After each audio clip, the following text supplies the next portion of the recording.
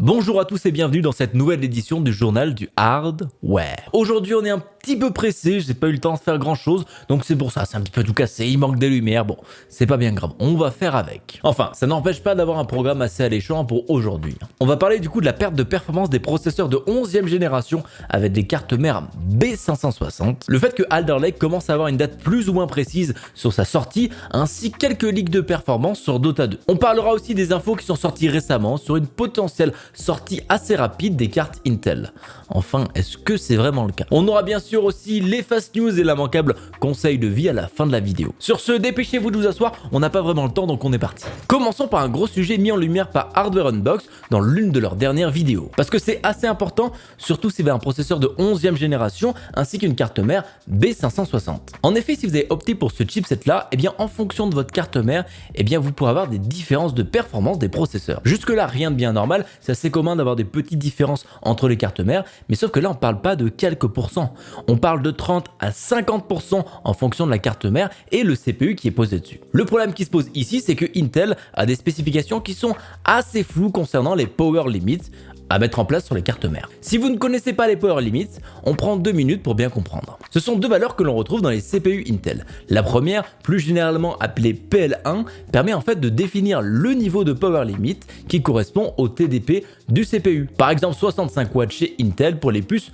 non overclockables. On en a aussi une seconde appelée PL2 permettant de décrire le power limit pour le boost du CPU. Généralement ici on va dépasser très largement le TDP inscrit sur la boîte. On peut aller de 150 à 250 watts en fonction des modèles qu'on choisit. Donc tout ça c'est rien de nouveau, PL1, PL2 c'est des choses qu'on a plutôt l'habitude de voir côté Intel. Mais le problème qui se pose ici c'est que pour certaines cartes mères B550 assez haut de gamme, les power limits sont tout simplement ignorés. Enfin ignorer, ce que je veux dire par là, c'est qu'on vient directement au maximum et on y reste pour une durée indéfinie. Ou plutôt je devrais dire infini. Alors que sur les modèles plus bas de gamme de ces cartes mères, les power limits sont activés, ce qui veut dire qu'au bout de 30 ou 60 secondes en fonction de votre CPU, il va descendre en fréquence pour arriver au niveau de son TDP. Et il descend ici dans des fréquences qui sont bien plus basses que son boost. Donc en fonction du choix de votre carte mère dans cette gamme, vous pourriez perdre de 30 à 50% de performance sur des tâches lourdes, ainsi qu'une dizaine de FPS sur les jeux. Donc c'est pas quelque chose qui est assez anodin ici, c'est quand même assez gros pour qu'on puisse s'en inquiéter, surtout que c'est réparti sur beaucoup de constructeurs de cartes mères de cette gamme-là. C'est pas ici un seul constructeur qui fait ça différemment des autres, c'est tous qui font à peu près la même chose. Après pas de panique,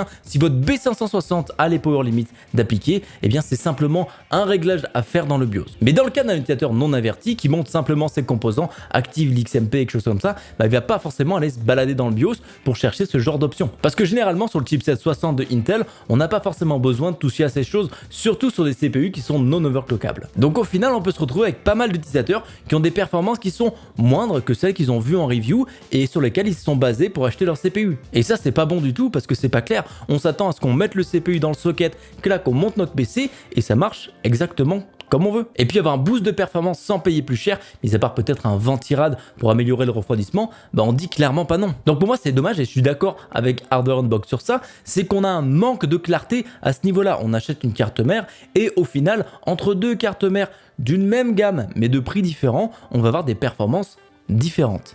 Et pas d'un peu. Et c'est pas forcément la faute des fabricants de cartes mères, parce que les deux cartes mères sont tout à fait valides en fonction de la spécification de Intel. Donc si vous avez une B560, je vous conseille vivement d'aller voir la vidéo de Hardware Unbox qui va beaucoup plus en détail sur le sujet, avec des comparaisons, des choses comme ça, et qui décrit aussi comment désactiver ses limites. Ça peut vous servir à vous, mais aussi à des personnes de votre entourage qui ont potentiellement acheté un PC assez récemment. Une petite nouvelle sur Alder Lake qui vient contredire un petit peu celle qu'on avait eue la semaine dernière de la part d'un site coréen assez bizarre, qui nous disait que Alder Lake serait en retard. Aujourd'hui c'est une rumeur inverse qu'on a qui est beaucoup plus en ligne avec ce qu'on a vu depuis ces derniers mois, indiquant que Alder Lake sortirait normalement novembre 2021 avec une annonce en septembre. Donc pas de panique, peut-être qu'on aura des CPU Intel de haut de gamme qui valent le coup avant 2022. Si c'est le cas et un petit peu comme on s'y attendait, les Rocket Lake n'auront pas fait long feu avec 8 mois de commercialisation. Mais bon, ça veut aussi dire que potentiellement d'ici quelques mois, on aura des CPU Rocket Lake d'entrée de gamme vraiment pas chers. Donc je peux pas trop me plaindre ici. Autre chose intéressante qu'on a vu passer cette semaine, c'est un leak de performance sur Dota 2. Et c'est pas joli. En effet, couplé avec une 3080, ce processeur permettrait d'avoir 119 FPS de moyenne sur le jeu. Ce qui est vraiment très bas pour ce genre de GPU qui, en 4K et Ultra, atteint les 180 voire 200 FPS sur des CPU récents. Par contre, c'est à prendre avec des pincettes parce que ces résultats-là, ils sont très compliqués à interpréter parce qu'il n'y a aucun contexte autour de ces données. On ne sait pas à quelle résolution et qualité le jeu tournait, on ne sait pas le processeur, quelle configuration il a, et surtout sa fréquence en jeu. Tout ce qu'on sait, c'est que le processeur était référencé à 2,2 GHz, ce qui expliquerait un petit peu les mauvais résultats dus à un gros bottleneck de la part du CPU.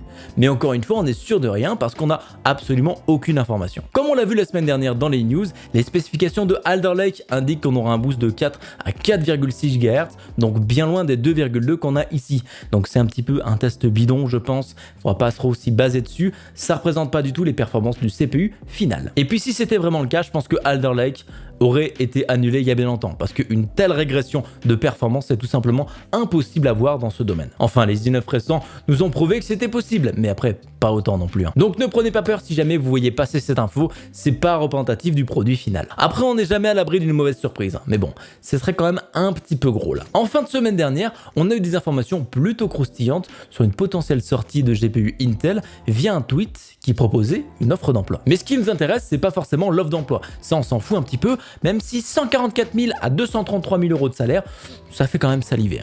Avec ça, plus trop besoin de poser de questions lorsqu'on veut acheter un GPU à 3 000 euros.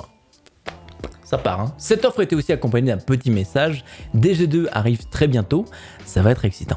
DG2 fait ici référence aux cartes graphiques consommateurs gamer qui devraient sortir à la fois pour les mobiles et à la fois pour les desktops. On sait d'ailleurs toujours pas comment ça va s'organiser, est-ce que le mobile va sortir avant ou l'inverse, est-ce que ça va être en même temps. Traditionnellement, c'est le desktop qui sort en premier et ensuite le mobile, donc espérons que ce soit comme ça. Parce qu'on a plus besoin des GPU seuls que des ordinateurs portables avec ce GPU. C'est tout de même plutôt une bonne nouvelle, mais par contre, on n'a pas la temporalité de ce très bientôt. Ça peut être demain, comme dans 10 ans en fonction de l'échelle de temps qu'on choisit. Mais bon, cette fois-ci, Igor Slav va nous éclairer parce qu'il a une petite idée à ce propos-là. Visiblement, ce serait une entrée en production entre mi-octobre et mi-décembre pour les cartes entrée de gamme.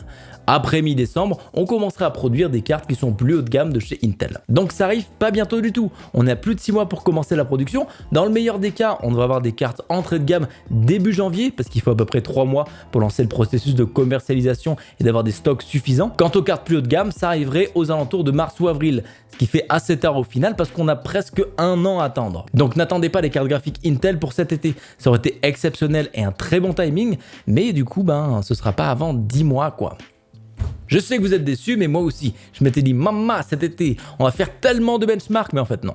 Dommage. Maintenant, passons aux news vitesse grand V, les fast news. Avez-vous envie d'avoir un petit aperçu de la DDR5 ? Eh ben, vous pouvez avoir ça aujourd'hui avec les kits de RAM Predator de HyperX qui peuvent monter jusqu'à 5300 MHz sur un casque de 20. Ce qui est plutôt impressionnant. Mais bon, ne vous excitez pas trop parce que pour avoir ça, vous allez devoir dépenser la modique somme de 1245 $. Oui, vous m'avez bien entendu. Ce qui est probablement plus cher pour un kit de RAM que certains PC des personnes qui nous regardent. Après, c'est pas destiné à tout le monde ces RAM. Et je vois mal quelqu'un acheter ça, mis à part si c'est pour monter le Uber PC. Le PC pour tous les dominer. C'est un peu comme les Américains qui compensent avec des pick-up surdimensionnés. Est-ce que vous vous rappelez la 3070 qui avait été modée pour accueillir 16 Go de VRAM ? Eh bien cette même personne, Vicon, a décidé de réitérer l'expérience, mais cette fois-ci sur une 2080 Ti et d'y ajouter 22 Go de RAM. Enfin pas vraiment parce qu'il a remplacé seulement une partie de ses modules pour valider son expérimentation, parce que la RAM est pour l'instant introuvable. Enfin bon, c'était pour souligner que c'était assez fou ce qu'on pouvait faire avec quelques connaissances et un fer à souder. C'est désormais la fin de ces petites tech news. Cette semaine, ça a été coupé en deux parce que j'ai pas le temps d'enregistrer tout aujourd'hui. Donc vous aurez la suite demain. Donc exceptionnellement cette semaine, vous aurez 2 vidéos de news qui se suivent. Et rassurez-vous, il y aura toujours le petit conseil de vie à la fin. D'ailleurs pour celui d'aujourd'hui, si vous télétravaillez et que vous avez un chat, achetez-lui son propre clavier. Ça ne sert à rien de lutter parce qu'il finira par prendre possession de celui-ci pour envoyer des grossièretés à vos collègues. Donc si exceptionnellement et sans raison vous recevez un petit fils de votre patron, eh bien sachez que c'est potentiellement son chat qui a pris le contrôle du clavier comme ils vont prendre le contrôle du monde. Enfin bref, on va s'arrêter là. Merci à vous d'avoir suivi cette édition et on se dit à très bientôt pour une prochaine. Ciao!